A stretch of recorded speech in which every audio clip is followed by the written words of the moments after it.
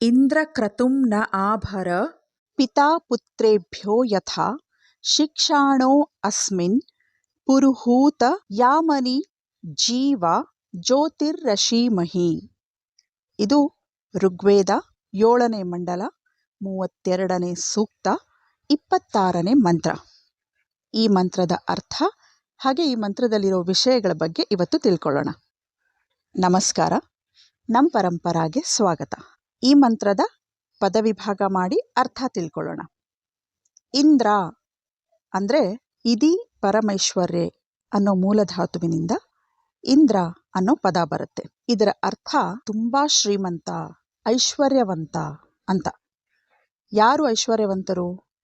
Ambani, Elon Musk, Bill Gates ಇವರೆಲ್ಲರೂ ಇದ್ದಾರಲ್ಲ, ಇವರೆಲ್ಲರೂ ಎಷ್ಟು ಶ್ರೀಮಂತರಿದ್ದಾರೋ ಈ ಥರ ಕೋಟ್ಯಾಂತರ ಜನರ ಶ್ರೀಮಂತಿಕೆಯನ್ನೆಲ್ಲ ಸೇರಿಸಿದ್ರೂ ಸಮ ಆಗದೇ ಇರೋದು ಇವರೆಲ್ಲರ ಮೇಲೂ ಇರೋವಂಥ ಅತ್ಯಂತ ಶ್ರೀಮಂತ ಶಕ್ತಿ ಯಾವುದು?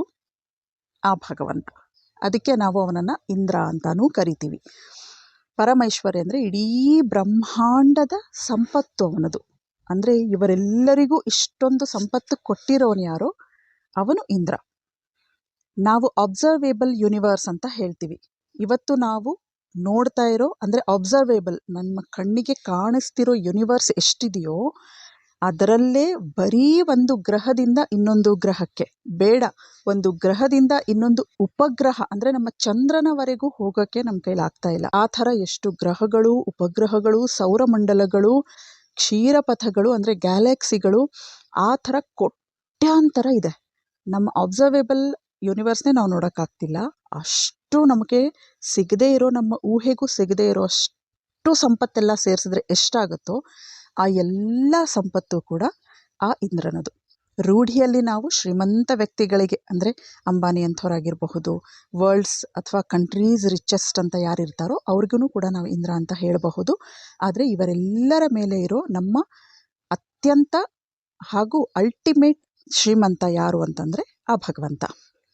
ಇಂದ್ರ ಅವನಿಗೆ ಹೇಳ್ತಿರೋದು ಪಿತಾ ಪುತ್ರೇಭ್ಯೋ ಯಥಾ ಅಂದರೆ ಒಬ್ಬ ತಂದೆ ಮಗನಿಗೆ ಹೇಗೆ ಎಲ್ಲನೂ ಹೇಳ್ಕೊಡ್ತಾನೋ ಅದೇ ರೀತಿ ನೀನು ನಮ್ಮಲ್ಲಿ ಕೃತಂ ಅಂದರೆ ಮಾಡಿಸು ಅಂತ ಅರ್ಥ. ನೀನು ನಮ್ಮಲ್ಲಿ ಧರ್ಮ ಬುದ್ಧಿಯನ್ನು ಅಂದರೆ ಧರ್ಮದಿಂದ ನಡೆಯುವಂಥ ಬುದ್ಧಿಯನ್ನು ನಮ್ಮಲ್ಲಿ ಸ್ಥಾಪಿಸು, ನಮ್ಮಲ್ಲಿ ಸ್ಥಾಪನೆ ಮಾಡು ಅಂತ ಹೇಳ್ತಿರೋದು. ಶಿಕ್ಷಾಣೋ ಅಸ್ಮಿನ್ ಅಂದರೆ ಆ ಥರದ ಒಂದು ಶಿಕ್ಷಣವನ್ನು, ಯಾವ ಶಿಕ್ಷಣದಿಂದ ನಾವು ವಿಜ್ಞಾನವನ್ನು ಮತ್ತು ನಿನ್ನನ್ನು ಅಂದರೆ ವಿಶೇಷ ಜ್ಞಾನ ಅಂತ ಇಲ್ಲಿ ಅರ್ಥ. ವಿಜ್ಞಾನ ಅಂದರೆ ಸೈನ್ಸ್ ಅಂತ ಕೂಡ ಆಗುತ್ತೆ, ವಿಶೇಷವಾದ ಜ್ಞಾನ ಅಂತಾನೂ ಆಗುತ್ತೆ, ವೇದ ಜ್ಞಾನ ಅಂತಾನೂ ಆಗುತ್ತೆ.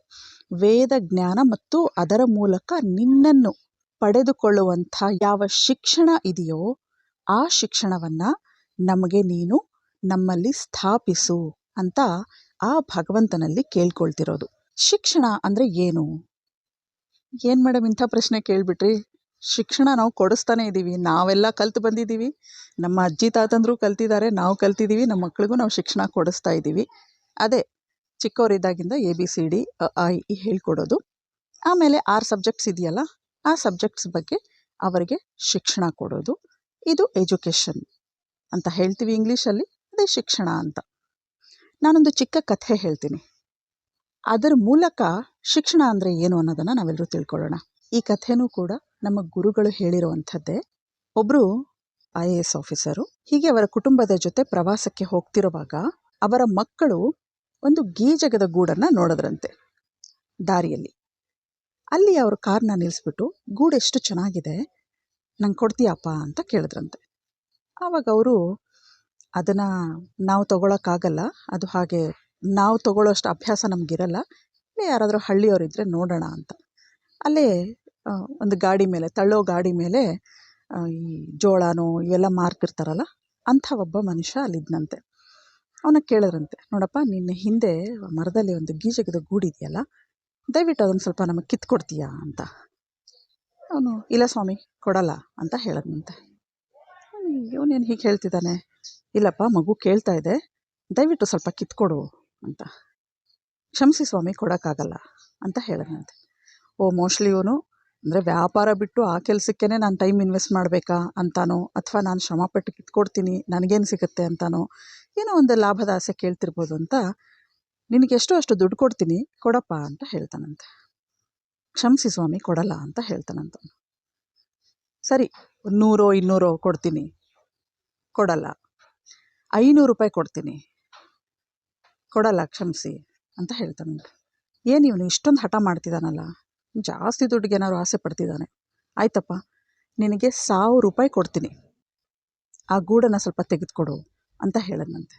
ನೀವು 1000 ಅಲ್ಲ, ನನಗೆ 5000 ರೂಪಾಯಿ ಕೊಟ್ಟರು ನಾನು ಆ ಗೂಡನ್ನು ಕೊಡಲ್ಲ, ಕ್ಷಮಿಸಿ, ತೆಗೆದುಕೊಡೋಕ್ಕಾಗಲ್ಲ ಅಂತಾನಂತೆ.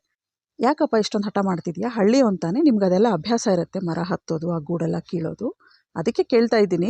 ನಾನು ಯಾರು ಗೊತ್ತಾ? ನಾನು ಕಲೆಕ್ಟ್ರು, ಡಿಸ್ಟ್ರಿಕ್ಟ್ ಕಲೆಕ್ಟರ್ ನಾನು. ನೀನು ನನಗೆ ಆಗಲ್ಲ ಅಂತ ಹೇಳ್ತಾ ಇದೆಯಲ್ಲಪ್ಪ, ಹೋಗಲಿ ಅಂತ ಸ್ವಲ್ಪ ದುಡ್ಡು ಕೊಡ್ತೀನಿ ಅಂದ್ರೂ ಆಗಲ್ಲ ಅಂತ ಹೇಳ್ತಿದೆಯಲ್ಲ, ಯಾಕೆ ಇಷ್ಟೊಂದು ಹಠ ಮಾಡ್ತಿದ್ಯಾ ಅಂತ ಕೇಳ್ತಾನಂತೆ. ಆವಾಗ ಸ್ವಾಮಿ ಕ್ಷಮಿಸಿ, ನನ್ನ ಮಾತನ್ನು ತಪ್ಪು ತಿಳ್ಕೊಬೇಡಿ, ನಾನು ದುಡ್ಡಿಗೋಸ್ಕರನೋ ಅಥವಾ ನೀವು ಕಲೆಕ್ಟರ್ ಅಂತಾನೋ ನಾನು ಈ ಗೂಡನ್ನು ಕಿತ್ಕೊಡೋಕ್ಕಾಗಲ್ಲ. ನೀವು ನನಗೆ ಇದಕ್ಕೇನಾದರೂ ಶಿಕ್ಷೆ ಕೊಟ್ಟರೂ ಪರವಾಗಿಲ್ಲ, ಆದರೆ ನೀವು ಈ ಗೂಡನ್ನು ತೊಗೊಂಡು ಹೋಗ್ಬಿಡ್ತೀರಿ. ನಾನು ತೆಗೆದುಕೊಟ್ರೆ ನೀವು ತೊಗೊಂಡು ಹೋಗ್ಬಿಡ್ತೀರಿ. ಆಮೇಲೆ ಆ ಹಕ್ಕಿ ಅಲ್ಲಿಗೆ ಬರುತ್ತೆ, ಅದು ಒದ್ದಾಡ್ತಾ ಅದ್ರ ಗೂಡನ್ನು ಹುಡುಕತ್ತೆ, ಗೂಡಲ್ಲಿ ಮೊಟ್ಟೆ ಇಟ್ಟಿರುತ್ತೆ, ಆ ಮೊಟ್ಟೆಗಳನ್ನು ಹುಡುಕತ್ತೆ, ಅದ್ರ ಮರಿಗಳನ್ನು ಹುಡುಕತ್ತೆ. ಅದು ಗೋಳಾಡೋದು, ಅದು ಒದ್ದಾಡೋದು ನಾನು ನೋಡ್ತೀನಿ. ನೀವು ಗೂಡು ತೊಗೊಂಡು ಆರಾಮಾಗಿ ಕಾರಲ್ಲಿ ಇಟ್ಕೊಂಡು ಹೋಗ್ಬಿಡ್ತೀರಾ, ಅದರ ನೋವು ನಿಮಗೆ ಗೊತ್ತಾಗಲ್ಲ. ಆದರೆ ಅದು ಒದ್ದಾಡೋದನ್ನ ನೋವು ನಾನು ನೋಡ್ತೀನಿ. ಯಾಕಂದರೆ ನಾನು ದಿನ ಇದೇ ಜಾಗದಲ್ಲಿ ಗಾಡಿ ಇಡೋನು. ನಾನು ಆ ನೋವನ್ನು ನೋಡ್ಕೊಂಡಿರೋಕ್ಕಾಗಲ್ಲ. ಅದಕ್ಕಾಗಿರೋ ನೋವನ್ನು ನಾನು ಸಮಾಧಾನ ಪಡ್ಸೋಕ್ಕಾಗಲ್ಲ. ದಯವಿಟ್ಟು ನನ್ನ ಅರ್ಥ ಮಾಡ್ಕೊಳ್ಳಿ, ಕ್ಷಮಿಸ್ಬಿಡಿ. ಆವಾಗ IAS ಆಫೀಸರು ಮಾತೇ ಇಲ್ಲ ಅವ್ರಿಗೆ, ಏನು ಮಾತಾಡಬೇಕು ನಾನು ಅಂತ.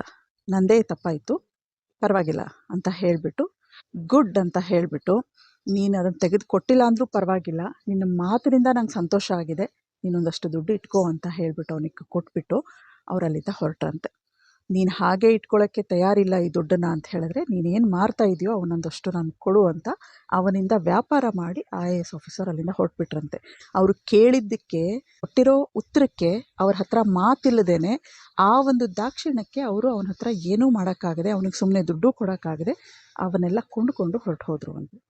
ಈಗ ಹೇಳಿ, ಶಿಕ್ಷಣ ಅಂದರೆ ಏನು ಅಂತ ಇಷ್ಟು ಹೇಳಿದ್ರು ಅಂದರೆ ಅವರು ಬುದ್ಧಿವಂತ IAS ಆಫೀಸರ್ ಶಿಕ್ಷಿತರ, ಅಥವಾ ಆ ಮನುಷ್ಯ ಇದ್ನಲ್ಲ, ಏನೂ ಓದದೇ ಇರೋಂಥ ನಿರಕ್ಷರಸ್ಥ ಒಬ್ಬ ರೈತ, ಅವನು ಅಂದರೆ ಹೆಬ್ಬೆಟ್ಟು ಒತ್ತುವಂಥ ಒಬ್ಬ ರೈತ, ಅವನಿಗೆ ಇರೋಂಥ ಬುದ್ಧಿ ಅದು ಅಷ್ಟು ಕೂಡ ಶಿಕ್ಷಣ ಓದಿರೋರಿಗೆ ನಮಗೆ ಇರಲ್ಲ. ಅಂದರೆ ಶಿಕ್ಷಣದ ನಿಜವಾದ ಅರ್ಥ ಏನು? ಈ ಶಿಕ್ಷಣನ, ಈ ಮಟ್ಟದ ಶಿಕ್ಷಣನ ಯಾವ ಯೂನಿವರ್ಸಿಟಿಯಲ್ಲಿ, ಯಾವ ಸ್ಕೂಲಲ್ಲಿ ಇವತ್ತು ಹೇಳ್ಕೊಡ್ತಿದ್ದಾರೆ? ಅನುಕಂಪ ಅನ್ನೋ ಒಂದು ಪದ ಬರುತ್ತೆ, ಅನುಕಂಪ ಅಂತ. ಅಂದರೆ ಯಾವುದೇ ಪ್ರಾಣಿಗಳಿಗೆ ಬೇರೆಯವರ ಬಗ್ಗೆ ಅನುಕಂಪ ಇರಲ್ಲ. ಅಂದರೆ ಈಗ ಅದನ್ನು ಹೊಡೆದ್ರೆ ಅದಕ್ಕೆ ನೋವಾಗುತ್ತೆ, ಕಿರ್ಚುತ್ತೆ, ಕ್ವಿಕ್ ಅನ್ಬೋದು, ಅಂತ ಕಿರ್ಚ್ಬೋದು. ಅದು ಏನು ಆ ಕ್ಷಣಕ್ಕೆ ಏನು ನೋವಾಗುತ್ತೋ ಅದನ್ನು ರಿಯಾಕ್ಟ್ ಮಾಡುತ್ತೆ. ಅದ್ರ ಮುಂದೆನೇ ಬೇರೆ ಒಂದು ಪ್ರಾಣಿನ ನೀವು ಎಷ್ಟೇ ಹೊಡಿತಾ ಇದ್ರೂ ಅದಕ್ಕೆ ಅನುಕಂಪ ಅನ್ನೋದು ಬರಲ್ಲ. ಅದರ ಬಗ್ಗೆ ಅದು ನೋವು ಪಡಲ್ಲ. ತನಗೆ ನೋವಾದರೆ ಸಹಜವಾಗಿ ದೇಹಕ್ಕೆ ಏನೋ ಒಂದು ಏಟು ಬಿತ್ತು, ಏನೋ ಸುಡ್ತು, ಒಂದೊಂದು ಪ್ರಾಣಿಗಳು ಅದರ ಏನೇನು ರಿಯಾಕ್ಷನ್ ಇರುತ್ತೋ ಅದು ಮಾಡುತ್ತೆ. ಆದರೆ ಬೇರೆ ಪ್ರಾಣಿಯನ್ನು ಹೊಡಿತಾ ಇದ್ದರೆ ಗಾಬರಿಯಿಂದ ನೋಡುತ್ತೆ ಹೊರತು ಅವಕ್ಕೆ ಬೇರೆ ಪ್ರಾಣಿಗಳ ಬಗ್ಗೆ ಅನುಕಂಪ ಬರಲ್ಲ. ನಮ್ಮ ಗುರುಗಳು ಹೇಳ್ತಿರುವಾಗ ಹೌದಾ ಅಂತ ಅನ್ನಿಸ್ತಿತ್ತು. ಅಂದರೆ ಈಗಿರೋ ಲೈಫ್ ಸ್ಟೈಲ್ಗೆ ಆ ಥರದ ಅನುಭವಗಳೇ ನನಗಾಗ್ತಿರ್ಲಿಲ್ಲ. ಆದರೆ ಈಗ ನಾನಿರೋ ಪ್ಲೇಸಲ್ಲಿ ಎಷ್ಟೋ ಬೀದಿ ನಾಯಿಗಳು, ಬೆಕ್ಕುಗಳು ಎಲ್ಲವೂ ಕೂಡ ನಮ್ಮ ಮನೆ ಮುಂದೆ ಬಂದು, ನಾನು ಅದಕ್ಕೆಲ್ಲ ಆಹಾರ ಕೊಡ್ತಾ ಇರ್ತೀನಿ, ತಗೊಳ್ತಾ ಇರುತ್ತೆ.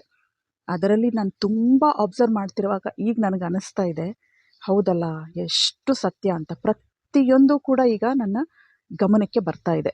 ಹಾಗೆ ಯಾವ ಪ್ರಾಣಿಗಳು ಬೇರೆ ಪ್ರಾಣಿಗಳಿಗೆ ಹೊಡಿತಾ ಇದ್ದರೆ ಅವು ರಿಯಾಕ್ಟ್ ಮಾಡಲ್ಲ. ಬೇರೆಯವರ ಬಗ್ಗೆ ಅನುಕಂಪ ಅನ್ನೋದು ಅವುಗಳಿಗಿರಲ್ಲ. ಮನುಷ್ಯನಿಗೆ ಮಾತ್ರ ಇದು ಗುಣ ವಿಶೇಷ. ಅಂದರೆ ನಾವೆಲ್ಲೋ ಒಂದು ಕಡೆ ಆಕ್ಸಿಡೆಂಟ್ ಆಯಿತು ಅಂತ ನ್ಯೂಸಲ್ಲಿ ಕೇಳಿದ್ರೆ, ಅಯ್ಯೋ ಪಾಪ, ಎಷ್ಟೋ ಫ್ಯಾಮಿಲೀಸ್ ಇದ್ದು, ಎಷ್ಟೋ ಮಕ್ಕಳಿದ್ರು, ಎಲ್ಲಿಗೆ ಹೋಗ್ತಾ ಇದ್ರೋ ಏನೋ ಪಾಪ, ಮನೆಯಲ್ಲಿ ಏನೇನು ತೊಂದರೆಗಳಾಗಿದೆಯೋ, ಹಿಂಗೊಂದು ಆಯ್ತಂತೆ ಅಯ್ಯೋ ಅಂತ ಅಂತೀವಿ.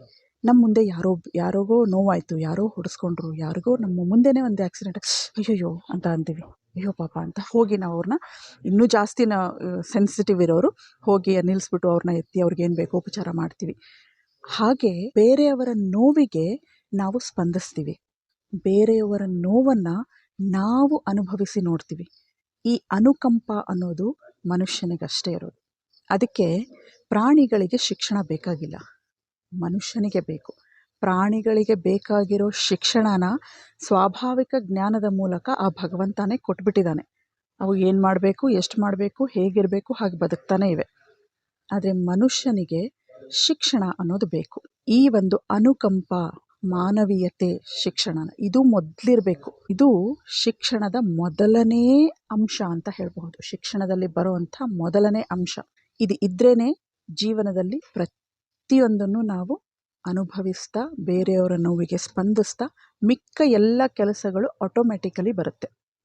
ಮಾನವೀಯತೆ, ದಯೆ, ಕರುಣೆ ಅನ್ನೋದು ಮನುಷ್ಯನಿಗೆ ಬೇಕು. ಯಾವ ಯೂನಿವರ್ಸಿಟಿಯಲ್ಲೂ ಯಾವ ಸ್ಕೂಲಲ್ಲೂ ಇದನ್ನು ಹೇಳ್ಕೊಡಲ್ಲ. ಇದರಿಂದಾಗಿ ಮುಂದೆ ಬರೋ ಎಲ್ಲ ಸಮಸ್ಯೆಗಳಿಗೂ ಮೂಲ ಇದು ಅಂತ ಹೇಳಬಹುದು. ಇದೊಂದೇ ಇಲ್ಲ, ಈ ಥರ ಕೆಲವೊಂದು ವಿಚಾರಗಳಿದೆ. ಮಾನವೀಯ ಮೌಲ್ಯಗಳು ಅಂತ ಹೇಳ್ತೀವಿ ಅದನ್ನು. ಈ ಮಾನವೀಯ ಮೌಲ್ಯಗಳನ್ನು ಹೇಳ್ಕೊಡೋದೇ ವೇದಗಳು. ಇದನ್ನು ಯಾವುದೇ ಸ್ಕೂಲಲ್ಲಿ, ಯೂನಿವರ್ಸಿಟಿಯಲ್ಲಿ ಇವತ್ತು ಹೇಳ್ಕೊಡಲ್ಲ. ಹಾಗಂತ ನಾವು ಹಾಗೆ ಬಿಟ್ಬಿಡೋದ? ಇದನ್ನು ನಾವು ಹೇಳ್ಕೊಡ್ಬೇಕು. ಮುಂಚೆ ಗುರುಕುಲಗಳಲ್ಲಿ ಒಂದು ಮಗುವಿನ ಸರ್ವಾಂಗೀಣ ಬೆಳವಣಿಗೆ ಅಂತ ಹೇಳಿದೆ. ಗುರುಕುಲಗಳಲ್ಲಿ ಈ ಎಲ್ಲ ವಿಷಯಗಳನ್ನು ಕವರ್ ಮಾಡಲಾಗ್ತಿತ್ತು. ಯಾಕಂದರೆ ಗುರುಕುಲಗಳಲ್ಲಿ ವೇದಾರಂಭನೇ ಮಾಡೋದ್ರಿಂದ ವೇದಗಳಲ್ಲಿ ಪ್ರತಿಯೊಂದು ಬಂದುಬಿಡತ್ತೆ. ಮಾನವೀಯ ಮೌಲ್ಯಗಳು, ಜೀವನದ ಮೌಲ್ಯಗಳು ಎಲ್ಲನೂ ಬರೋದ್ರಿಂದ ಎಲ್ಲ ರೀತಿಯ ಶಿಕ್ಷಣ ಸಿಗ್ತಾ ಇತ್ತು. ಈಗ ಗುರುಕುಲಗಳು ಇಲ್ಲವಾದ್ದರಿಂದ ಇದನ್ನು ನಾವು ತಿಳ್ಕೊಂಡು ನಮ್ಮ ಮಕ್ಕಳಿಗೆ ನಾವು ಮನೆಯಿಂದಾನೇ ಪಾಠ ಶುರು ಮಾಡಬೇಕು.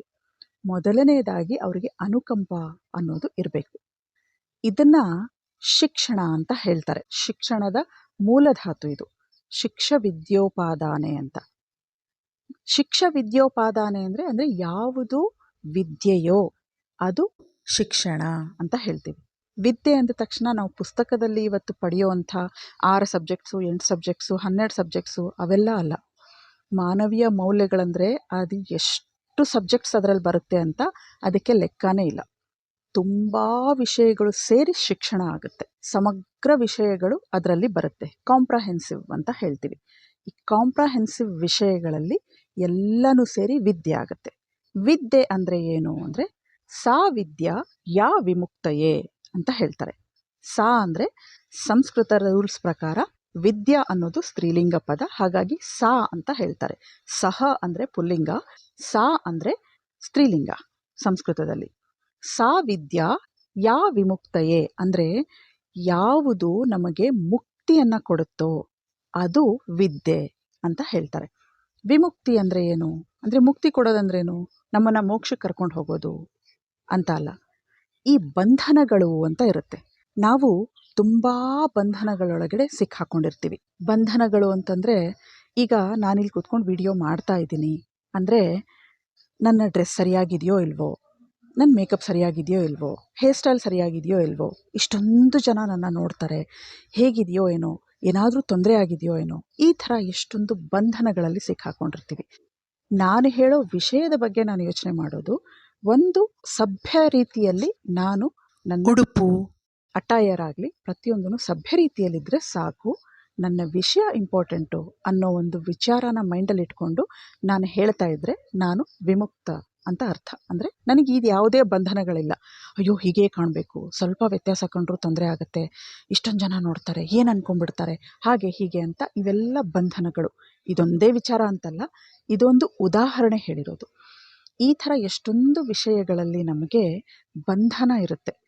ಈ ಬಂಧನಗಳಿಂದ ನಾವು ಮುಕ್ತಿ ಹೊಂದಿದ್ರೆ ಅದು ವಿದ್ಯೆ. ಅಂದರೆ ಈ ವಿದ್ಯೆ ಯಾರಿಗಿರುತ್ತೋ ನಿಜವಾದ ವಿದ್ಯೆ, ಅವರು ಬೇರೆ ಲುಕ್ಸ್ ವೈಸ್ ಪ್ರತಿಯೊಂದನ್ನು ತಲೆ ಕೆಡಿಸ್ಕೊಳ್ಳೋದಕ್ಕೆ ಹೋಗಲ್ಲ ಅಂತ ಅದರ ಅರ್ಥ. ಆ ವಿದ್ಯೆನ ಪಡೆದಾಗ ನಾವು ಶಿಕ್ಷಿತರಾಗ್ತೀವಿ ಅಂತ. ಅಂದರೆ ಅನುಕಂಪ ಇದ್ಬಿಟ್ರೆ ಸಾಕು ಶಿಕ್ಷಣ ಅಂತಲ್ಲ.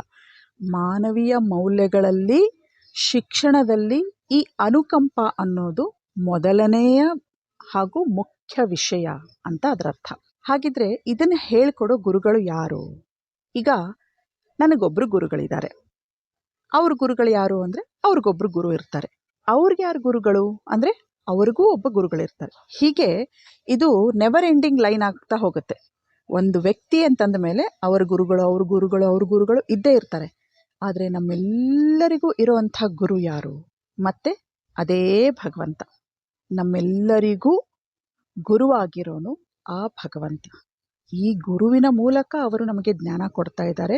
ಖಂಡಿತ ಈ ಗುರುಗಳು ಕೂಡ ನಮಗೆ ತುಂಬ ಆದರಣೀಯ, ತುಂಬ ಗೌರವಾನ್ವಿತ ವ್ಯಕ್ತಿಗಳಾಗ್ತಾರೆ. ಇವರಿಗೂ ನಾವು ಅಷ್ಟೇ ಗೌರವ ಖಂಡಿತ ಕೊಡಬೇಕು. ಇವ್ರು ಇರೋದ್ರಿಂದ ಇವ್ರ ಮುಖಾಂತರ ನಮಗೆ ಅಷ್ಟೆಲ್ಲ ಸಿಕ್ತು. ಆದರೆ ಅವರಿಗೂ ಅವ್ರ ಗುರುಗಳಿಗೂ ಪ್ರತಿಯೊಬ್ಬರಿಗೂ ಜ್ಞಾನ ಕೊಟ್ಟಿರೋವಂಥವ್ನು ಯಾರು ಅಂತಂದರೆ ಅವನು ಒಬ್ಬನೇ ಭಗವಂತನಾದ, ಎಲ್ಲ ಬೇರೆ ಬೇರೆ ಹೆಸರುಗಳಿಂದ ಕರೆಯುವಂಥ ಒಂದೇ ಭಗವತ್ ಶಕ್ತಿ, ವಿಶ್ವಚೇತನ ಶಕ್ತಿ ಮತ್ತು ಪರಮಾತ್ಮ ಶಕ್ತಿ ಏನಿದೆ ಆ ಶಕ್ತಿನೇ ನಮ್ಮೆಲ್ಲರಿಗೂ ಪರಮ ಗುರು. ಆ ಗುರುವಿನ ಐಶ್ವರ್ಯ, ಸಂಪತ್ತು, ಭೌತಿಕ ಐಶ್ವರ್ಯ ಹಾಗೂ ಜ್ಞಾನದ ಐಶ್ವರ್ಯ ತುಂಬ ಅನ್ಲಿಮಿಟೆಡ್ ಇದೆ. ಅದಕ್ಕೊಂದಿಷ್ಟು ಅಂತ ಹೇಳೋಕೆ ಆಗೋದಿಲ್ಲ. ಬೃಹತ್ತಾಗಿದೆ, ಭಯಂಕರವಾಗಿದೆ, ಹೆಚ್ಚಾಗಿದೆ ಅಂತ ನಾವು ಹೇಳಬಹುದೇ ಹೊರತು ಒಂದೇ ವರ್ಡಲ್ಲಿ ಹೇಳಬೇಕು ಅಂದರೆ ಅಸೀಮಿತ, ಅಪರಿಮಿತ ಅಂತ ಹೇಳಬಹುದು. ಅದಕ್ಕೆ ತಮಾಷೆಗೆ ನಮ್ಮ ಗುರುಗಳು ಯಾವಾಗಲೂ ಹೇಳೋರು, ಈ ಎರಡು ಚೇತನಗಳು ಅಂತ ಏನು ಹೇಳದ್ನಲ್ಲ, ಇದರಲ್ಲಿ ಒಂದು ಲಿಮಿಟೆಡ್ ಕಂಪನಿ, ಇನ್ನೊಂದು ಅನ್ಲಿಮಿಟೆಡ್ ಕಂಪನಿ ಅಂತ ಹೇಳೋರು. ಅಂದರೆ ಅಣುಚೇತನ ಮತ್ತು ವಿಶ್ವಚೇತನ. ಅಣುಚೇತನೆಗೆ ಶಕ್ತಿ ಇಲ್ವಾ? ಇದೆ. ಹೇಗಿದೆ ಅಂದರೆ ಲಿಮಿಟೆಡ್ ಆಗಿದೆ. ವಿಶ್ವಚೇತನಿಗಿರೋ ಶಕ್ತಿ ಅನ್ಲಿಮಿಟೆಡ್. ಅಣುಚೇತನಿಗೆ ಜ್ಞಾನ ಇಲ್ವಾ? ಇದೆ. ಲಿಮಿಟೆಡ್ ಜ್ಞಾನ ಇದೆ. ಅದೇ ವಿಶ್ವಚೇತನನಿಗೆ ಅನ್ಲಿಮಿಟೆಡ್ ಜ್ಞಾನ ಇದೆ. ಹೀಗೆ ತುಂಬ ವಿಷಯಗಳಲ್ಲಿ ಪ್ರತಿಯೊಂದು ಐಶ್ವರ್ಯ ಅಣುಚೇತನನಿಗಿಲ್ವಾ? ಇದೆ. ನಮಗೂ ಇದೆ. ನಮ್ಮ ಸಾಮರ್ಥ್ಯಕ್ಕೆ ತಕ್ಕ ಹಾಗೆ ಈ ಎಲ್ಲ ರಿಚೆಸ್ಟ್ ಪರ್ಸನ್ಸ್ ಅಂತೇನಿದ್ದಾರೋ, ಅಂಬಾನಿ ಇರಬಹುದು, ಎಲಾನ್ ಮಾಸ್ಕ್ ಇರಬಹುದು, ಬಿಲ್ ಗೇಟ್ಸ್ ಇರಬಹುದು, ಇನ್ನೂ ಎಷ್ಟೋ ಜನ, ನಾವು ಇವ್ರನ್ನ ಕೌಂಟ್ ಮಾಡಿರೋದು ಒಬ್ರಿಗಿಂತ ಒಬ್ರು ಇವ್ರು ಇಷ್ಟು ರಿಚೆಸ್ಟ್ ಅಂತ ಒಂದೊಂದು ವರ್ಷ ಒಬ್ಬೊಬ್ಬರು ಬಂದಿರೋರು. ಹಾಗೆ ಎಷ್ಟೊಂದು ಜನ ಇದ್ದಾರೆ. ಆ ಎಲ್ಲರಿಗೂ ಕೂಡ ಐಶ್ವರ್ಯ ಇಲ್ವಾ? ಇದೆ. ಅಂದರೆ ಲಿಮಿಟೆಡ್. ಅಂದರೆ ಆ ಭಗವಂತನ ಮುಂದೆ ಲೆಕ್ಕ ಹಾಕಿದಾಗ ಅವರ ಐಶ್ವರ್ಯ ತುಂಬ ಲಿಮಿಟೆಡ್. ಆ ಭಗವಂತನಿಗಿರೋ ಐಶ್ವರ್ಯ ಅನ್ಲಿಮಿಟೆಡ್. ಹಾಗಾಗಿ ಇವೆರಡೂ ಚೇತನಗಳನ್ನು ಒಂದು ಲಿಮಿಟೆಡ್ ಕಂಪನಿ, ಒಂದು ಅನ್ಲಿಮಿಟೆಡ್ ಕಂಪನಿ ಅಂತಾನೆ ಯಾವಾಗಲೂ ನಮ್ಮ ಗುರುಗಳು ಹೇಳೋರು. ಈ ಶಿಕ್ಷಣದ ಬಗ್ಗೆ ತಿಳಿಸ್ಕೊಟ್ಟಿರೋರು ಕೂಡ ನಮ್ಮ ಗುರುಗಳು. ಇದನ್ನು ನಾನಿವತ್ತು ನಿಮ್ಮೆಲ್ರಿಗೂ ತಿಳಿಸ್ಕೊಡ್ತಾ ಇದ್ದೀನಿ. ನಾವು ಎಷ್ಟೇ ಯಾವುದೇ ಮೂಲದಿಂದ ಜ್ಞಾನವನ್ನು ಪಡೆದ್ರೂ ಆ ಭಗವಂತನಿಂದ ಪಡೆಯೋ ಮಾರ್ಗದರ್ಶನ, ಆ ಮಾರ್ಗದರ್ಶನದಿಂದ ಪಡೆಯೋ ಜ್ಞಾನ ಏನಿದೆ ಅದು ಅತ್ಯಂತ ಉತ್ಕೃಷ್ಟ ಹಾಗೂ ದೋಷರಹಿತ. ನಾವು ನಮಗೆ ಬೇಕಾದ ಆ ಆನಂದವನ್ನು ಪಡಿಬೇಕು ಅಂದರೆ ಭಗವಂತನ ಮಾರ್ಗದರ್ಶನಗಳನ್ನು ತಿಳ್ಕೊಂಡು ಅದ್ರ ಪ್ರಕಾರ ನಮ್ಮ ಜೀವನನ ರೂಪಿಸ್ಕೋಬೇಕು. ಮಾನವ ಧರ್ಮದ ಬೇಸ್ ಮೇಲೇ, ಅಂದರೆ ಮಾನವ ಧರ್ಮದ ಮೂಲ ಫೌಂಡೇಶನ್ ಮೇಲೇ ನಾವು ನಮ್ಮ ಜೀವನನ ರೂಪಿಸ್ಕೋಬೇಕಾಗತ್ತೆ. ಹಾಗಿದ್ರೆ ಏನು ಈ ಮಾನವೀಯತೆಯ ಸಾರ ಅಂತಂದರೆ, ಎಲ್ಲ ಜೀವಿಗಳ ಬಗ್ಗೆ ಇರೋವಂಥ ಅನುಕಂಪ, ಅಹಿಂಸೆ, ತ್ಯಾಗ, ಪ್ರೀತಿ, ಮೈತ್ರಿ ಭಾವನೆ ಇವೆಲ್ಲನೂ ಸೇರಿ ಮಾನವೀಯತೆ ಆಗುತ್ತೆ, ಮಾನವ ಧರ್ಮ ಆಗುತ್ತೆ. ಇದೇ ಬೇಸ್ ಮೇಲೆ ನಾವು ಪಡಿಬೇಕು ಶಿಕ್ಷಣವನ್ನು. ನಮಗೆ ದಿಕ್ಕು ತೋಚದೆ, ದಿಕ್ಕು ಕಾಣದೇ ಇರುವಂಥ ಸ್ಥಿತಿಯಲ್ಲಿ ಪ್ರತಿಯೊಬ್ಬರು ಕೂಗೋದು ಆ ಭಗವಂತನನ್ನೇ. ಹೆಸರುಗಳು ಬೇರೆ ಬೇರೆ ಇರಬಹುದು, ರೀತಿ ಬೇರೆ ಬೇರೆ ಇರಬಹುದು, ಆದರೆ ಕೂಗೋದು ಮಾತ್ರ ಅದೇ ಭಗವಂತನನ್ನೇ. ಹಾಗಾಗಿದ್ದರಿಂದ ಆ ಭಗವಂತನೇ ನಮಗೆ ಪರಮ ಗುರು. ಅವನಿಂದ ಬರೋ ಮಾರ್ಗದರ್ಶನಗಳನ್ನೇ ನಾವು ಅಭ್ಯಾಸ ಮಾಡ್ಕೋಬೇಕು, ಜೀವನಕ್ಕೆ ಬಾಳಿಗೆ ಇಳಿಸ್ಕೋಬೇಕು. ಮನಸ್ಸು ಕುಗ್ಗಿ ಹೋಗಿದೆ, ಜೀವನದಲ್ಲಿ ಸೋತು ಹೋಗಿದ್ದೀವಿ. ಮನಸ್ಸು ಅಂದೆ, ಆತ್ಮ ಅಲ್ಲ. ಮನಸ್ಸು ಕುಗ್ಗಿ ಹೋಗಿರೋವಂಥ, ಜೀವನದಲ್ಲಿ ಸೋತು ಹೋಗಿರೋವಂಥ, ದಿಕ್ಕೇ ಕಾಣದೇ ಇರೋವಂಥ ಸ್ಥಿತಿಯಲ್ಲಿ ನಾವು ಈ ಮಾನವೀಯ ಮೌಲ್ಯಗಳನ್ನು ನೆನಪಿಸ್ಕೊಂಡ್ರೆ ನಮಗೆ ಖಂಡಿತ ಬೆಳಕು ಸಿಕ್ಕೇ ಸಿಗುತ್ತೆ. ಇದನ್ನೇ ಶಿಕ್ಷಣ ಅಂತ ಹೇಳ್ತೀವಿ. ಎಷ್ಟೋ ವಿಚಾರಗಳಲ್ಲಿ ಈ ಶಿಕ್ಷಣ ನಮಗೆ ಜೀವನದಲ್ಲಿ ಮತ್ತೆ ಎದ್ದು ಮುಂದುವರಿಯೋದಕ್ಕೆ ಹೆಲ್ಪ್ ಆಗುತ್ತೆ, ಸಹಾಯ ಆಗುತ್ತೆ. ಇದು ನಿಜವಾದ ಶಿಕ್ಷಣ. ಈ ಶಿಕ್ಷಣ ನಮಗೆ ಬೇಕು. ಆ ಒಂದು ಶಿಕ್ಷಣವನ್ನು ತಂದೆ ಹೇಗೆ ಮಗನಲ್ಲಿ ಸ್ಥಾಪಿಸ್ತಾನೋ, ಎಲ್ಲ ಮಗನಿಗೆ ಹೇಳ್ಕೊಡ್ತಾನೋ, ಅದೇ ರೀತಿ ನಿನ್ನನ್ನು ಪಡೆಯುವ ಅಂದರೆ ಆ ಭಗವಂತನನ್ನೇ ಪಡೆಯುವಂಥ ವಿಜ್ಞಾನವನ್ನು ಅರ್ಥ ಮಾಡ್ಕೊಳ್ಳೋವಂಥದ್ದು. ಅಂದರೆ ವಿಜ್ಞಾನ ಅಂದರೆ ವಿಶೇಷ ಜ್ಞಾನ, ವೇದ ಜ್ಞಾನ ಮತ್ತು ಸೈನ್ಸ್ ಅನ್ನೋ ಅರ್ಥದಲ್ಲೂ ಕೂಡ ವಿಜ್ಞಾನವನ್ನು ಅರ್ಥ ಮಾಡ್ಕೊಳ್ಳುವಂಥ, ನಿನ್ನನ್ನು ಪಡೆಯುವಂಥ ಈ ಶಿಕ್ಷಣವನ್ನು ನಮ್ಮೆಲ್ಲರಲ್ಲೂ ಸ್ಥಾಪಿಸು ಭಗವಂತ ಅಂತ ಈ ಮಂತ್ರದ ಪೂರ್ತಿ ಅರ್ಥ. ಈಗ ನಾವು ಜೀವನ ಮಾಡಬೇಕಾದ್ರೆ ಹೇಗೇಗೋ ಜೀವನ ಮಾಡಿಬಿಡ್ತೀವಿ. ಅದರಿಂದ ನಮಗೆ ಮಾನಸಿಕವಾಗಿ, ದೈಹಿಕವಾಗಿ ಎಷ್ಟೋ ರೋಗಗಳು, ಎಷ್ಟೋ ಕಷ್ಟಗಳು, ನೋವುಗಳು ಶುರುವಾಗುತ್ತೆ. ನೋವುಗಳು ಶುರುವಾಗೋದು ಭೌತಿಕವಾಗಿ ಮತ್ತು ಮಾನಸಿಕವಾಗಿ ಕೂಡ ಶುರುವಾಗುತ್ತೆ. ರೋಗಗಳು ಬಂದರೆ ನಮಗೆ ತುಂಬ ದುಃಖಗಳು ಬರುತ್ತೆ. ನಾವಂತೀವಿ ಎಷ್ಟೋ ಜನ ಈ ಪ್ರಾಣಾಯಾಮ, ಈ ಧ್ಯಾನ ಇದೆಲ್ಲದರಿಂದ ಏನಾಗಬೇಕಾಗಿದೆ, ಏನಾಗ್ಬಿಡುತ್ತೆ ಅಂದರೆ ಧ್ಯಾನವನ್ನು ಎಲ್ಲರೂ ಒಪ್ತೀವಿ, ಎಲ್ಲರೂ ಮಾಡ್ತೀವಿ. ಆದರೆ ಅಷ್ಟು ಚಿಕ್ಕ ವಿಷಯದಿಂದ ಬರೀ ಪ್ರಾಣಾಯಾಮ, ಉಸಿರಾಟದ ಎಕ್ಸಸೈಸ್ ಮಾಡೋದ್ರಿಂದ ಏನಂತ ಆಗ್ಬಿಡುತ್ತೆ ಅಂತ. ನಮ್ಮ ಗುರುಗಳಿಂದಾಗಿ ನನಗೆ ಈ ಸೈಕಾಲಜಿನೂ ಕೂಡ ಅಧ್ಯಯನ ಮಾಡುವಂಥ ಒಂದು ಸದಾವಕಾಶ ಸಿಕ್ತು. 5 ಅಥವಾ 10% ಅಂತ ಹೇಳಬಹುದು. ಸೈಕಾಲಜಿನೂ ಕೂಡ ಅಧ್ಯಯನ ಮಾಡಿದ್ದೀನಿ. ನನಗೆ ತುಂಬ ಇಂಟ್ರೆಸ್ಟು ಇತ್ತು ಅದರಲ್ಲಿ. ಹಾಗೆ ನಾನು ಅಧ್ಯಯನ ಅಂತ ಒಂದು ಸ್ಥೂಲವಾಗಿ ಅಧ್ಯಯನ ಮಾಡಿರೋದಷ್ಟು, ಹೀಗೆ ಈ ಮಂತ್ರಗಳ ಬಗ್ಗೆ ನಾನು ಅಧ್ಯಯನ ಮಾಡುವಾಗ, ಧ್ಯಾನ ಮಾಡುವಾಗ ಎಷ್ಟೋ ವಿಷಯಗಳು ಆಟೋಮೆಟಿಕಲಿ ಕೂಡ ಬರುತ್ತೆ. ಹಾಗಾಗಿ ಈ ವಿಷಯದ ಬಗ್ಗೆ ಸ್ವಲ್ಪ ತಿಳ್ಕೊಂಡೆ. ಆದರೆ ಆ ಅಧ್ಯಯನ ಮಾಡುವಾಗ ನಾನೊಂದೆರಡು ವಿಷಯ ತಿಳ್ಕೊಂಡಿದ್ದೀನಿ. ನಮ್ಮ ಬ್ರೈನ್ನಲ್ಲಿ ಆಕ್ಸಿಟೋಸಿನ್ ಅಂತ ಒಂದು ಕೆಮಿಕಲ್ ಪ್ರೊಡ್ಯೂಸ್ ಆಗುತ್ತೆ. ಆ ಕೆಮಿಕಲ್ನ ಲವ್ ಹಾರ್ಮೋನ್ ಅಂತ ಕೂಡ ಕರೀತಾರೆ. ಅಂದರೆ ಎಲ್ಲರನ್ನೂ ನಾವು ಪ್ರೀತಿಸಬೇಕು ಅನ್ನೋದೇನಿದೆಯಲ್ಲ, ಅದು ಇಲ್ಲಿ ಕನೆಕ್ಟ್ ಆಗುತ್ತೆ. ಆ್ಯಕ್ಚುಲಿ ಅದರಲ್ಲಿ ನನಗೆ ಹೇಳಿದ್ದು ಈ ಒಂದು ಹುಡುಗ ಹುಡುಗಿ ಮಧ್ಯೆ ಇರುವಂಥ ಪ್ರೀತಿ ಬಗ್ಗೆ ಆ ಒಂದು ಕೆಮಿಕಲ್ ಪ್ರೊಡ್ಯೂಸ್ ಆಗುತ್ತೆ. ಈಗ ಯಾವುದೋ ಒಂದು ಹುಡುಗ ಹುಡುಗಿ ಪ್ರೀತಿಯಲ್ಲಿ ಬೀಳೋದು ಆ ಒಂದು ಕೆಮಿಕಲಿಂದಾಗಿ ಅಂತ. ಆದರೆ ಇನ್ನೂ ಮುಂದಕ್ಕೆ ಅದರ ಬಗ್ಗೆ ಯೋಚನೆ ಮಾಡಿ ನೋಡಿದ್ರೆ ಆ ಆಕ್ಸಿಟೋಸಿನ್ ಅನ್ನೋದು ನಮ್ಮ ಲಿಮಿಟೇಷನ್ಸ್ ಒಳಗಡೆ, ಇತಿಮಿತಿಗಳ ಒಳಗಡೆ ನಾವು ಪ್ರತಿಯೊಬ್ಬರನ್ನು ಪ್ರೀತಿಸೋವಂಥ ಒಂದು ಹಾರ್ಮೋನ್. ಅದು ಲವ್ ಹಾರ್ಮೋನ್ ಅಂತ ಕರೀತಾರೆ. ಅಂದರೆ ನಾವು ಯಾರೇ ಒಂದು ಮೈತ್ರಿ ಭಾವನೆ ಇರಬಹುದು, ಯಾರೋ ಒಬ್ಬರು ನಮಗೆ ತುಂಬ ಕ್ಲೋಸ್ ಆಗಿ, ಸ್ಕೂಲ್ ಕಾಲೇಜಸ್ಸಲ್ಲಿ ಒಬ್ಬರು ಒಳ್ಳೆ ಫ್ರೆಂಡ್ ಆಗಿಬಿಡ್ತಾರೆ. ಅಷ್ಟು ಜನರಲ್ಲಿ ಒಬ್ಬರು ಮಾತ್ರ ನಮಗೆ ತುಂಬ ಕ್ಲೋಸ್ ಆಗಿಬಿಡ್ತಾರೆ. ಅಷ್ಟು ಕ್ಲೋಸ್ನೆಸ್ ಬೇಕು, ಅವರ ಜೊತೆ ನಮ್ಮ ಫ್ರೆಂಡ್ಶಿಪ್ ಬೇಕು, ಅವರ ಜೊತೆ ನಾವು ಡಿಸ್ಕಸ್ ಮಾಡಬೇಕು, ಪ್ರತಿಯೊಂದನ್ನು ಹಂಚ್ಕೋಬಹುದು ಅನ್ನೋ ಅಂಥ ಈ ಫ್ರೆಂಡ್ಶಿಪ್ ಆಗಲಿ, ಪ್ರತಿಯೊಂದು ವಿಚಾರದಲ್ಲೂ ಯಾವುದೇ ಒಂದು ವ್ಯಕ್ತಿಯನ್ನು ಪ್ರೀತಿಪೂರ್ವಕವಾಗಿ, ಮೈತ್ರಿಪೂರ್ವಕವಾಗಿ ನಾವು ನೋಡಬೇಕು ಅಂದರೆ, ಇವನ್ ಒಂದು ಜೀವಿ ಮೇಲೂ ನಮಗೆ ಈ ಭಾವನೆ ಬರಬೇಕು ಅಂದರೆ ಈ ಆಕ್ಸಿಟೋಸಿನ್ ಅನ್ನೋ ಕೆಮಿಕಲ್ಲಿಂದ. ಆ ಕೆಮಿಕಲ್ನ ನಾವು ಅದೇ ರೀತಿಯಲ್ಲಿ ಪ್ರೊಡ್ಯೂಸ್ ಮಾಡಿದಾಗ, ಅಂದರೆ ಅದಕ್ಕೆ ಬೇಕಾಗಿರೋ ಇನ್ಪುಟ್ಸ್ನ ಅದಕ್ಕೆ ಕೊಟ್ಟಾಗ ಆ ಆಕ್ಸಿಟೋಸಿನ್ ಅನ್ನೋದು ನಮಗೆ ಹೆಚ್ಚಾಗಿ ಪ್ರೊಡ್ಯೂಸ್ ಆಗುತ್ತೆ. ಇದು ಎಷ್ಟು ಪ್ರೊಡ್ಯೂಸ್ ಆಗುತ್ತೆ ಅಷ್ಟೇ ಪ್ರೊಡ್ಯೂಸ್ ಆದರೆ ಒಂದು ಹುಡುಗ ಹುಡುಗಿ ನಾವು ಇಷ್ಟಪಟ್ಟು ನೋಡಿ ಪ್ರೀತಿಸಿ ಮದುವೆ ಆಗೋವರೆಗೂ ಹೋಗುತ್ತೆ. ಈ ಆಕ್ಸಿಟೋಸಿನ್ ಅನ್ನೋದು ಸ್ವಲ್ಪ ಅಸೀಮವಾಗಿ ಬೌಂಡ್ರಿನ ಮೀರಿ ಅದು ಪ್ರೊಡ್ಯೂಸ್ ಆದಾಗ ಪ್ರತಿಯೊಬ್ಬರನ್ನು ಪ್ರೀತಿಸುವಂಥ ಶಕ್ತಿ ಒಂದು ನಮಗೆ ಬರುತ್ತೆ. ಅದೇ ರೀತಿ ಎಲ್ಲರನ್ನು ಕ್ಷಮಿಸಬೇಕು ಅಂತ ಹೇಳಿದ್ನಲ್ಲ, ಕ್ಷಮೆಗೆ ಒಂದು ಅರ್ಥ ಇದೆ. ಕ್ಷಮಿಸೋದಕ್ಕೂ ಕೂಡ ಒಂದು ಕೆಮಿಕಲ್ ಪ್ರೊಡ್ಯೂಸ್ ಆಗುತ್ತೆ.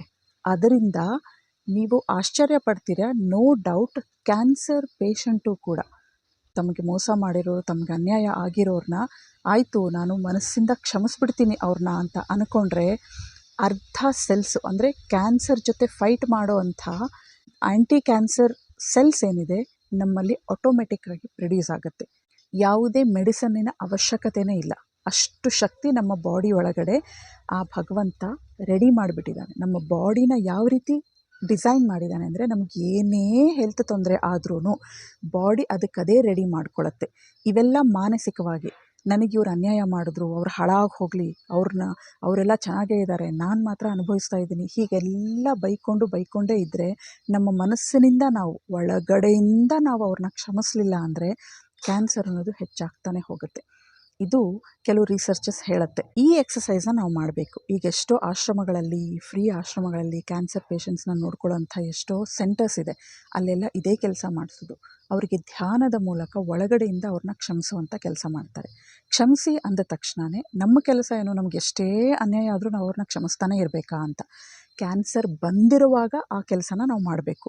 ಬರೋದಕ್ಕೆ ಮುಂಚೆನೂ ಕೂಡ ನಾವು ಕ್ಷಮೆ ಅಂತ ಎಲ್ಲಿ ಕೊಡಬೇಕು ಅಂದರೆ, ಅದನ್ನು ಸಹಿಸ್ಕೊಂಡು, ಸಹನೆ ಅನ್ನೋದು ನಮಗೆ ಬರಬೇಕು. ಒಳಗಡೆಯಿಂದ ನಾವು ಅದನ್ನು ಸಹಿಸ್ಕೊಂಡು ನಮಗೆ ಮೋಸ ಮಾಡಿರೋರಿಗೆ ನಾವು ಮನವರಿಕೆ ಮಾಡಿಕೊಡ್ಬೇಕು. ಅವರು ಮಾಡಿರೋ ತಪ್ಪು ಎಂಥದ್ದು, ಅವ್ರು ಎಷ್ಟು ನೋವಾಗಿದೆ ಅವರಿಂದ ಇನ್ನೊಬ್ಬರಿಗೆ ಅನ್ನೋದನ್ನು ನಾವು ಮನವರಿಕೆ ಮಾಡಿಸ್ಕೊಡ್ಬೇಕು. ಆ ಮನವರಿಕೆ ನಾವು ಮಾಡಿಸ್ಕೊಡ್ಬೇಕು ಅಂದರೆ ಅಂಥ ಆಚರಣೆ ನಮಗಾಗಬೇಕು. ಮೊದಲು ಅದನ್ನು ನಾವು ತಿಳ್ಕೊಬೇಕು. ಇದೆಲ್ಲವೂ ಓದಿ ಮಾಡಿ ತಿಳ್ಕೊಳ್ಳೋದ್ರಿಂದ ಖಂಡಿತ ಬರುತ್ತೆ. ಸ್ವಲ್ಪ ಸ್ಪೀಡ್ ಆಗಬೇಕು, ಓದೋಕ್ಕೆ ಸಾಧ್ಯ ಇಲ್ಲ, ಓದೋಕ್ಕಾಗಲ್ಲ ಅಥವಾ ನಮಗೆ ಓದೋಕ್ಕೆ ಬರಲ್ಲ, ಯಾವುದೇ ಕಾರಣಗಳಿದ್ರೂ ಧ್ಯಾನದಲ್ಲಿ ನಾವು ಇದನ್ನೆಲ್ಲ ಮಾಡಬಹುದು. ಈಗ ಒಂದು ಮಂತ್ರ ನೀವು ಕೇಳಿಸ್ಕೊಂಡಿದ್ದೀರಾ ಅಂದರೆ, ಆ ಮಂತ್ರದ ಅರ್ಥ ತಿಳ್ಕೊಂಡಿದ್ದೀರಾ ಅಂದರೆ, ಅದರ ಅರ್ಥದ ಮೇಲೇ ಫೋಕಸ್ ಮಾಡಿ ನೀವು ಧ್ಯಾನ ಮಾಡೋದ್ರಿಂದ ಎಷ್ಟೋ ವಿಚಾರಗಳು ನಮಗೆ ಬ್ರೈನಿಗೆ ಹೋಗಿ ಬ್ರೈನ್ನಿಂದ ಈ ಎಲ್ಲ ಕೆಮಿಕಲ್ಸ್ ಆಗಲಿ ಈ ಸೆಲ್ಗಳಾಗಲಿ ಪ್ರೊಡ್ಯೂಸ್ ಆದಾಗ ನಮಗೆ ಅದರ ಪರಿಣಾಮ ಖಂಡಿತ ಸಿಗುತ್ತೆ. ಸ್ವಲ್ಪ ತಡ ಆಗುತ್ತೆ ಅಷ್ಟೆ. ಅಂದರೆ ನಾವು ಆ ಮಟ್ಟಕ್ಕೆ ರೆಡಿ ಆಗಬೇಕು ಅಂದರೆ ನಮಗೆ ಸ್ವಲ್ಪ ಸಮಯ ಹಿಡಿಯುತ್ತೆ. ಆವಾಗ ನಾವು ಸ್ವಲ್ಪ ಲೇಟ್ ಆಗೋದ್ರಿಂದ ನಾವು ಸಡನ್ನಾಗಿ ಏನು ಮಾಡ್ತೀವಿ, ಮೆಡಿಸಿನ್ಸ್ ಮೊರೆ ಹೋಗೋಕ್ಕೆ ಶುರು ಮಾಡ್ತೀವಿ. ಮೊದಲು ನಮ್ಮ ಮನಸ್ಸು ಒಳಗಡೆಯಿಂದ ನಮ್ಮನ್ನು ನಾವು ಶುದ್ಧಿ ಮಾಡ್ಕೋಬೇಕು ಅಂದರೆ ಇದೇ ಥರ ಶುದ್ಧಿ, ದೇಹ ಶುದ್ಧಿಯ ಜೊತೆಗೆ ಮಾನಸಿಕ ಶುದ್ಧಿ ತುಂಬ ಮುಖ್ಯ. ಈ ಶುದ್ಧಿಗಳನ್ನು ನಾವು ಮಾಡ್ತಾ ಬಂದಾಗ ನಮಗೆ ಖಂಡಿತ ಇವೆಲ್ಲದಕ್ಕೂ ಪರಿಹಾರ ಒಳಗಡೆಯಿಂದನೇ ಇದೆ. ನಮಗೇನೇ ಬಂದ್ರೂ ಕೂಡ ನಾವು ನಮ್ಮ ಒಳಗಿಂದನೇ ಇವೆಲ್ಲದಕ್ಕೂ ನಮ್ಮನ್ನು ನಾವು ರೆಡಿ ಮಾಡ್ಕೋಬಹುದು. ಒಳಗಡೆನೇ ಅವೆಲ್ಲ ರೋಗಗಳ ವಿರುದ್ಧ ಫೈಟ್ ಮಾಡಿ ನಾವು ನಮ್ಮನ್ನು ನಾವೇ ತಯಾರು ಮಾಡಿಕೊಳ್ಳೋ ಅಷ್ಟು ಶಕ್ತಿ ನಮ್ಮೆಲ್ಲರಲ್ಲೂ ಇದೆ. ಇದು ಮಾನಸಿಕ ರೋಗಗಳಿಗೂ ಹಾಗೂ ದೈಹಿಕ ರೋಗಗಳಿಗಂತೂ ಸಹಜವಾಗಿ ಇದ್ದೇ ಇದೆ. ಇದೆಲ್ಲವನ್ನು ನಾವು ಪ್ರಾಕ್ಟೀಸ್ ಮಾಡೋಣ.